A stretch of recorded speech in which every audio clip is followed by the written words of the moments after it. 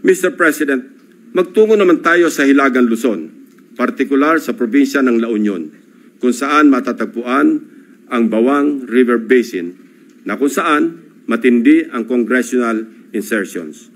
Sa tulong ng mga concerned groups and individuals, napansin namin ang bilang ng flood control projects na bagamat wala sa National Expenditure Program noong 2024 ay biglang tumubong parang kabute sa General Appropriations Act ng nakaraang taon. Halimbawa, ang construction of flood control structure along Bawang River Basin. 2 items lamang na may tig 50 million pesos ang nakalaan sa bahagi ng Nagilian. Samantalang, ang bayan ng Bawang ay wala pong proyekto sa National Expenditure Program. Abracadabra, sa naipasang 2024 General Appropriations Act, nagkaroon ng 10 items na nahahati mula Package 1 hanggang Package 10 na may tig 98 million pesos ang biglang umusbong para sa Nagilian.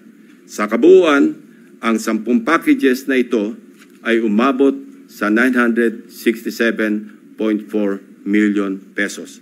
Halos 1 bilyong piso kumpara sa 2 tig 50 million lamang sa 2024 NEP.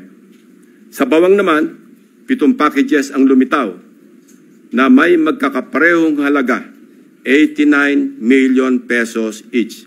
Sa kabuuan, ito ay nagkakahalaga ng 623 million pesos mula zero budget sa NEP ng 2024.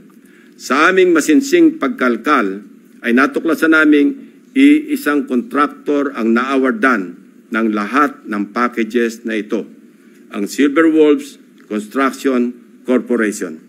Distinct pa rin, distinguished colleagues.